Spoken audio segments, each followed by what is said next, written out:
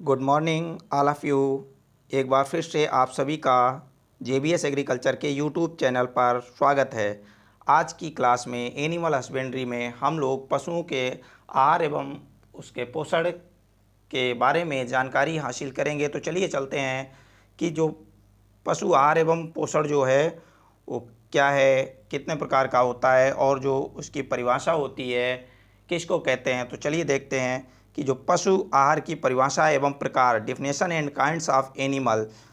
तो देखिएगा परिभाषा में क्या होता है। सबसे पहले आप समझिएगा कि जो प्रत्येक जीवधारी को जीवित रहने के लिए किसकी आवश्यकता होती है, भोजन की आवश्यकता होती है। याद रखिएगा, प्रत्येक जीवधारी को जीवित रहने के लिए भोजन की आवश्यकता होती है। तो पशु शरीर भी अन्य जीवधारियों की तरह कुछ न कुछ कार्य अवश्य करता है। जैसे हृदय प्रत्येक प्रत्येक समय रक्त को रक्त वाहिकाओं में भेजता रहता है। पाचन प्रणाली भोजन को पचाने का कार्य करती है और तंत्रिका तंत्र जो नर्वस सिस्टम होता है वो भी कार्य करता है। स्वतंत्र तंत्र लगातार कार्य करता है। इस प्रकार सभी कार्यों के लिए किसकी आवश्यकता पड़ती है, जो भी सभी कार्य हैं करने के लिए किसकी आवश्यकता पड़ती है, एनर्जी की आवश्यकता पड़ती है, ऊर्जा की आवश्यकता पड़ती है। और यह ऊर्जा तथा शक्ति पशु को कहाँ से प्राप्त होती है, भोजन से प्राप्त होती है। तो इसलिए भोजन बहुत ही आवश्यक है। नेक्स्ट, भोजन हमारे शरीर के अंदर ऑक्सीकृत होकर क्या करता है, शक्ति प्रदान करता है, ऊर्जा प्रदान करता है। इसलिए पशुओं को जीवित रहने तथा उत्पादन एवं वृद्धि करने हेतु आहार की आवश्यकता होती है। अतः पशु का आहार ऐसे पौष्टिक तत्वों का बना होना चाहिए जिसमें उसकी आवश्यकता अनुसार उसे सभी पोषक तत्व मिल सकें। चूँकि ये सभी पोषक तत्व उसे एक ही आहार में नहीं मिल सकते हैं, अतः पशु को विभिन्न प्रकार के पौधों एवं अन्य जीवधारियों पर इनकी प्राप्ति के लिए निर्भर रहना पड़ता है। याद रहे कि पशु को ऐसे आहार की आवश्यकता होती है जिसमें पौष्टिक तत्व जो होते हैं सभी तत्व होने चाहिए, उसकी आवश्यकता के अनुसार उसे मिल सकें। और ये जो सभी पोषक तत्व हैं किसी एक आहार में नहीं उपलब्ध होते हैं। नेक्स्ट जो अगला है कि पशु को आहार खिलाना प्राचीन काल से ही एक महत्वपूर्ण कला रही है। जो पशु को भोजन खिलाना प्राचीन काल से ही एक महत्वपूर्ण कला रही है, जो पशुपालकों के प्रयोगात्मक अनुभवों के साथ साथ विकसित होती गई है। वैज्ञानिक रूप से पशु को खिलाने का ढंग अब से लगभग एक शताब्दी पूर्व से अपनाया गया है। तब से पशु के शरीर भार के अनुसार उसको जीवित रहने के लिए जीवन निर्वाहासन तथा वृद्धि, उत्पादन एवं कार्य करने के लिए वर्धक आहार देकर भार एवं आहार की आवश्यकता में पारस्परिक संबंध स्थापित करने का निरंतर प्रयास किया गया है। इस प्रकार उसकी आवश्यकताओं की पूर्ति के लिए 24 घंटे में जितना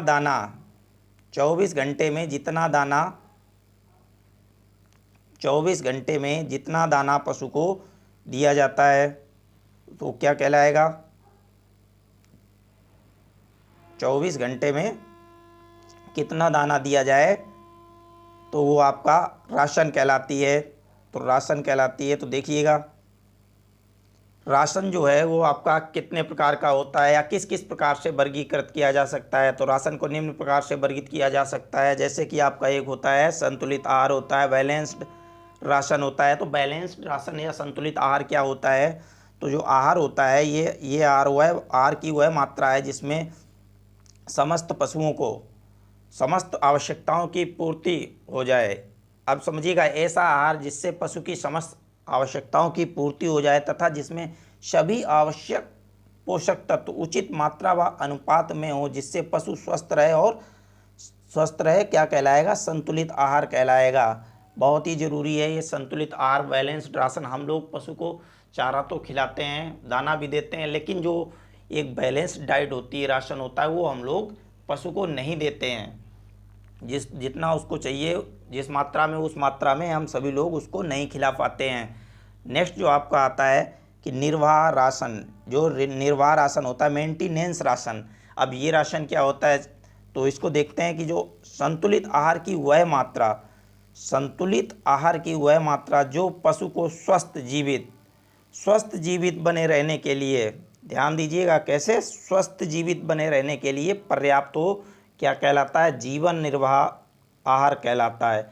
इस प्रकार के आहार से पशु का भार एक समान बना रहता है और पशु के उत्पादन, वृद्धि, प्रजनन इत्यादि पर कोई प्रभाव नहीं पड़ता है।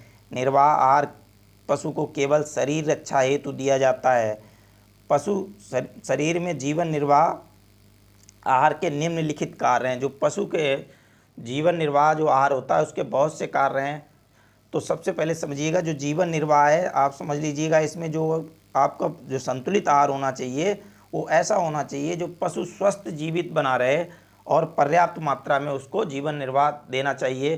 तो जो इसकी संतुलित मात्रा है वो कितनी मात्रा तय की गई है, जो आपकी निर्वाह राशन है वो आपका 1.5 kg, आपका जो है कितना, 1.5 kg, 1.5 kg प्रतिदिन, 1.5 kg प्रतिदिन इसकी मात्रा संतुलित की गई है। जो आपका भैंस है या विदेशी गाय है या जो भी बड़े भारी कार्य कर रहे हैं पशु, उनके लिए कितना निर्वाह राशन 1.5 kg किया गया है। अगर देशी गाय है तो उसको देसी गाय के लिए 1 से 1.25 kg प्रतिदिन दिया जा सकता है, जिससे कि वो अपने शरीर को मेंटेन रख सके। नेक्स्ट जो है इसके जीवन निर्वाह के आहार के निम्नलिखित कार्य हैं। कार्य देखते हैं क्या क्या कार्य हैं। जो कार्य में सबसे पहले देखिएगा, ये आपका जीवन निर्वाह रक्षा हेतु खनिज, विटामिन, पानी तथा पोषक तत्वों की पूर्ति कराता है। बिल्कुल सही बात है कि जो जीवन रक्षा हेतु जो भी है दाना दिया जाता है वो क्या क्या प्राप्त करवाता है कि खनिज है, विटामिन है, पानी तथा अन्य पोषक तत्वों की पूर्ति कराता है। यह शरीर की विभिन्न क्रियाओं जैसे श्वसन, चयापचय, शोषण, रक्त संचालन, विसर्जन आदि को चलाने हेतु आवश्यक ऊर्जा भी प्रदान करता है। भाई शरीर को मेंटेन रखेगा, मेंटेन तो तभी रहेगा ना जीवन निर्वाह राशन उसको दिया जाएगा। नेक्स्ट जो अगला है पॉइंट, यह शरीर के तापक्रम को भी बनाए रखता है और यह दैनिक क्रिया में जो भी ऊतक होते हैं, नष्ट हुए होते हैं, उसकी क्या करता है, मरम्मत करता है। अगला जो है देखते हैं, अगला है आपका वर्धक आहार। जो वर्धक आहार है या उत्पादन आहार, प्रोडक्शन राशन। तो प्रोडक्शन राशन की बात की जाए, जो पशुओं से अगर मेनली बात की जाए तो प्रोडक्शन के तौर पे हमें जो मिल्च ब्रीड होते हैं, जो दूध देने वाले पशु होते हैं, उनसे क्या प्राप्त होता है, दुग्ध की प्राप्ति होती है। तो समझिएगा कि आहार की वह मात्रा पशु की वृद्धि उत्पादन, आहार की वह मात्रा पशु की वृद्धि उत्पादन तथा अन्य कार्य के लिए जीवन निर्वाह के अतिरिक्त पशु को दाना दिया जाता है। क्या, जीवन निर्वाह तो दिया जाता है, उसके अलावा ये राशन दिया जाता है। तो क्या कहलाता है, ये आपका प्रोडक्शन राशन कहलाता है या वर्धक राशन कहलाता है। इस प्रकार का आहार पशुओं को दुग्ध उत्पादन के लिए दिया जाता है, ऊन उत्पादन, अंडा या मांस, मीट जो बोलते हैं, गोश्त उत्पादन हेतु दिया जाता है। तो जो ये हम लोग मेनली बात कर लेते हैं। वैसे 1.5 kg दिया जाता है, लेकिन जो दुधारू पशु हैं उसको हम देख लेते हैं कि जो आपका गाय है और भैंस, ये आपके दोनों ही दुधारू पशु हैं। तो इनको उत्पादन राशन किस तरीके से दिया जाएगा। जो आपका उत्पादन राशन है तो जो गाय में होता है, आपका गाय की अगर बात की जाए, किसकी, गाय में कितना दिया जाता है, बहुत क्वेश्चन पूछा जाता है। गाय के लिए जो आपका उत्पादन राशन है वो 3 लीटर, कितने, 3 लीटर दूध पर कितना दिया जाता है, 1 kg दाना प्रतिदिन दिया जाता है। अगर कोई गाय 3 लीटर दूध दे रही है तो प्रतिदिन उसे 1 kg दाना दिया जाता है। अगर भैंस की बात की जाए, भैंस में यही मात्रा जो होता है 2.5 लीटर दूध पर, 2.5 लीटर दूध पर कितना दिया जाएगा, 1 kg दाना प्रतिदिन दिया जाता है। भैंस में कितने, 2.5 लीटर दूध पर 1 kg दाना प्रतिदिन दिया जाता है। और जो बकरी है उसको 1 लीटर दूध पर कितना दिया जाता है, 300 ग्राम दाना दिया जाता है बकरी को 1 लीटर दूध पर। नेक्स्ट जो है आपका प्रजनन आहार, रिप्रोडक्शन राशन। जो रिप्रोडक्शन राशन है, समझिए देखिए किस प्रकार का राशन है। इस प्रकार का आहार मादा पशु के गर्भ विकास एवं पोषण के लिए दिया जाता है। मादा पशु को दिया जाता है, जो प्रेग्नेंट हो उसको दिया जाता है मादा पशु को, तथा नर पशु को उसकी प्रजनन संबंधित आवश्यकताओं की पूर्ति हेतु दिया जाता है। जो नर में दिया जाता है किस लिए? जो प्रजनन संबंधित आवश्यकताओं की पूर्ति हेतु दिया जाता है। नर में आपका जो दिया जाता है वो बुल को दिया जाता है, उसको जो प्रजनन का कार्य करता है। तो जो आपका मादा में देखिएगा, जो सबसे पहले बात आती है मादा में, इसके जो प्रजनन जो आहार होता है कितना दिया जाता है? 1.5 kg दिया जाता है per day, 1.5 kg per day. और जबकि जो नर पशु होता है उसको अगर ये राशन देने की बात की जाए तो ये आपका जो राशन हो जाता है, यदि कोई भी बुल है, कितनी है, 60 है काऊ या 70 काऊ है या 80 जो गाय हैं, प्रति वर्ष सर्विंग की क्रिया करता है। प्रति वर्ष 60 या 70 या 80 गायों की संख्या है और सर्विंग की क्रिया करता है, तो उसे प्रतिदिन कितना दाना दिया जाएगा? अगर 60 की क्रिया करता है तो 1.5 kg दिया जाएगा प्रतिदिन, 1.5 kg दिया जाएगा। अगर 70 गाय की संख्या है एक वर्ष में तो कितना दिया जाएगा उसको? अगर मान लीजिएगा जो 70 है तो उसको 2 kg दिया जाएगा, और यही संख्या अगर 80 है तो 2.5 kg दिया जाएगा। याद रखिएगा, जो ये गायों की संख्या है प्रति वर्ष, एक वर्ष में है, एक वर्ष पर मतलब प्रजनन करेगा। अगर 60 कर रहा है एक वर्ष में तो फिर 1.5 kg प्रतिदिन दिया जाएगा। अगर 70 गाय की संख्या है एक वर्ष में तो 2 kg, अगर 80 है तो 2.5 kg दिया जाएगा। और ज़्यादा से ज़्यादा लगभग आप एक बुल से लगभग एक वर्ष में 100 गायों की संख्या ही निर्धारित है। 100 गायें आप प्रेग्नेंट करवा सकते हैं। नेक्स्ट जो अगला है कि कार्य उत्पादन राशन, वर्किंग राशन। तो जो वर्किंग राशन है वो किसको दिया जाता है? वर्किंग राशन देखिएगा, यह राशन बैल तथा भैंसा को कृषि कार्य में कार्य करने के लिए, जो कृषि कार्य में बहुत से कार्य होते हैं, जैसे कि गाड़ी खींचने में, बोझा ढोने में, पानी उठाने वाले यंत्रों को चलाने में, कोल्हू को चलाने में इत्यादि को जो भी कार्य करने संबंधित होते हैं उसके लिए जो जीवन निर्वाह राशन के अतिरिक्त दाना दिया जाता है। जीवन निर्वाह राशन तो दिया जाता है लेकिन उसके अतिरिक्त भी राशन दिया जाता है। तो इसमें देखते हैं, अगर मान लीजिए बैल है, कोई भी बैल है, 4 घंटे या 6 घंटे या 8 घंटे, 8 घंटे प्रतिदिन कार्य कर रहा है। कितना प्रतिदिन कार्य कर रहा है? या एक दिन में 4 घंटे कर रहा है, या एक दिन में 6 घंटे कर रहा है, या एक दिन में 8 घंटे कार्य कर रहा है, तो जो उसको है राशन है तो वो किस प्रकार से राशन दिया जाएगा? अगर वो मान लीजिए 4 घंटे कार्य कर रहा है तो 1 kg दाना दिया जाएगा प्रतिदिन। कितना? 1 kg दाना दिया जाएगा। और अगर वही है आपका 6 घंटे कार्य कर रहा है तो 1.5 kg दिया जाएगा, 1.5 kg राशन दिया जाएगा। और अगर 8 घंटे प्रतिदिन कार्य कर रहा है तो कितना दिया जाएगा? 2.5 kg प्रतिदिन दिया जाएगा। याद रहे, 2.5 kg। अब देखिएगा इसको एक बार फिर से, जो आपका कोई बैल है कि अगर 4 घंटे कार्य कर रहा है फील्ड में तो 1 kg दाना उसे प्रतिदिन दिया जाएगा। अगर 6 घंटे कार्य कर रहा है तो 1.5 kg दाना प्रतिदिन दिया जाएगा। अगर 8 घंटे कार्य कर रहा है तो 2.5 kg दाना प्रतिदिन दिया जाएगा। ये जो है आपका एक बैल का है। अगर जोड़ी में कार्य कर रहा है तो इसका जस्ट डबल हो जाएगा। तो ये था भाई कार्य उत्पादन राशन। और ये याद रखिएगा कि जीवन निर्वाह के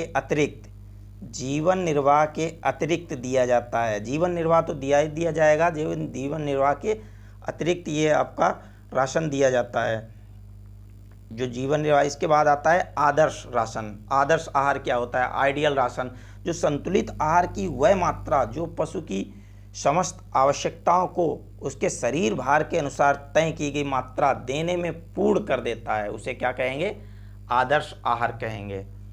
संतुलित आहार की वह मात्रा जो पशु की समस्त आवश्यकताओं को उसके शरीर भार के अनुसार तय की गई मात्रा देने पर पूर्ण कर देता है, तो क्या कहलाएगा? आइडियल राशन कहलाएगा। अब देखिएगा, जो भोजन के कार्य, फंक्शंस ऑफ फूड, जो भोजन है उसके कार्य क्या हैं, क्या क्या कार्य हो सकते हैं, जो क्या क्या कार्य हो सकते हैं। तो देखिएगा जो कार्य हैं, तो प्रमुख पोषक तत्वों के अतिरिक्त भोजन जो है पशु शरीर में निम्नलिखित कार्य प्रदान करता है। जो निम्नलिखित कार्य प्रदान करता है, कौन कौन से कार्य प्रदान करता है, देखते हैं हम लोग कि यह शरीर को ऊष्मा प्रदान करता है तथा शरीर का तापक्रम एक सा बनाए रखता है। याद रखिएगा, ऊष्मा प्रदान करता है मतलब एनर्जी देता है, ऊर्जा प्रदान करता है। शरीर के टूटे फूटे ऊतकों की मरम्मत करता है, जो शरीर में क्षति हो जाती है, ऊतक जो नष्ट होते हैं उनकी इसकी मरम्मत भी करता है। भोजन के द्वारा, तीसरे पॉइंट में देखिएगा, भोजन के द्वारा पशु को खनिज पदार्थ एवं विटामिन प्राप्त होते हैं। भोजन ही एक ऐसा माध्यम है जिससे कि पशु को विभिन्न प्रकार के खनिज तथा विटामिन प्राप्त होते हैं। नेक्स्ट जो आपका है कि ऊष्मा से शरीर को शक्ति मिलती है। इस शक्ति को उपयोग विभिन्न कार्यों के लिए किया जाता है। भाई जब पशु भोजन करेगा तो भोजन से ऊष्मा जो प्राप्त होती है, ऊष्मा से क्या शक्ति मिलती है, और यही शक्ति है जो विभिन्न कार्यों में पशु जो है क्या प्रयोग करता है। तो इसलिए भोजन बहुत ही आवश्यक है। पांचवें पॉइंट पे देखिएगा कि जो पशु शरीर के विकास के लिए भी भोजन की आवश्यकता होती है, कि यदि पशु का जो शरीर है उसके विकास के लिए भोजन की बहुत ही आवश्यकता होती है। अगर भोजन नहीं देंगे तो पशु के शरीर का विकास उतना अच्छा नहीं होगा। तो बहुत ही महत्वपूर्ण पॉइंट है। नेक्स्ट जो है कि भोजन के द्वारा पशु के शरीर के ऊतक बनते हैं तथा उनका विकास होता है। ऊतक का निर्माण भी होता है, एक तो क्षति होती है जो ऊतकों की, उसके भी मतलब बनाता है, प्लस ऊतक का, नए ऊतक का भी निर्माण होता है तथा उनका विकास करता है। दुग्ध उत्पादक पशुओं में भोजन विभिन्न क्रियाओं द्वारा दुग्ध अवयवों में बदल जाता है। जो भाई पशु हैं जो दूध देते हैं तो उसके भोजन के माध्यम से ही तो भाई जो भी दुग्ध अवयव होते हैं उसमें बदल जाता है। नेक्स्ट आपका है जो जनन कार्य के लिए भोजन की आवश्यकता होती है। भाई जाहिर सी बात है कि जनन कार्य के लिए भी पशु को क्या ऊर्जा की आवश्यकता होती है। ऊर्जा कहाँ से प्राप्त होगी, भाई भोजन से प्राप्त होगी, तभी तो वो जनन संबंधित क्रियाएं कर पाएगा, जो भी अन्य क्रियाएं होती हैं। नेक्स्ट जो आपका है ऊन उत्पादन के लिए भी भोजन आवश्यक है। बहुत ही महत्वपूर्ण क्वेश्चन है कि ऊन उत्पादन के लिए जो भी पशु हैं उनके लिए भी बहुत ही महत्वपूर्ण भोजन है। और उनके लिए भोजन कैसा होना चाहिए कि जो भी ऊन जिससे प्राप्त होती है उनके लिए क्या होना चाहिए, प्रोटीन युक्त भोजन अधिक होना चाहिए। कैसा होना चाहिए, प्रोटीन युक्त भोजन होना चाहिए। याद रखिएगा कि जो भी पशुओं से, जैसे आपका भेड़ हो गया या बकरी हो गई, जिससे भी ऊन प्राप्त होता है, उसके लिए भोजन में किस पदार्थ की मात्रा अधिक होनी चाहिए, प्रोटीन की मात्रा अधिक होनी चाहिए।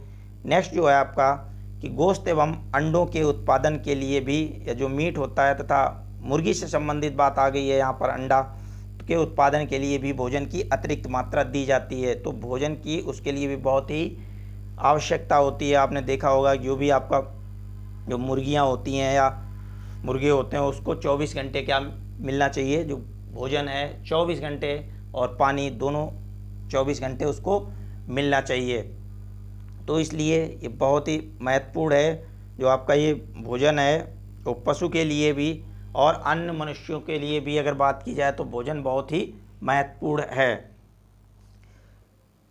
बहुत ही महत्वपूर्ण है। नेक्स्ट क्लास में हम लोग मिलेंगे इससे संबंधित कि कौन कौन से क्रॉप होती हैं, इससे कि जो प्रोटीन युक्त चारा मिलता है या फाइबर जो है किस क्रॉप में कितना प्राप्त होता है, टीडीएन है या डीसीपी है, वो किस क्रॉप में किस तरीके से मिलता है, कितना, कौन सा चारा है, किस समय खिलाना चाहिए या किस प्रकार से खिलाना चाहिए।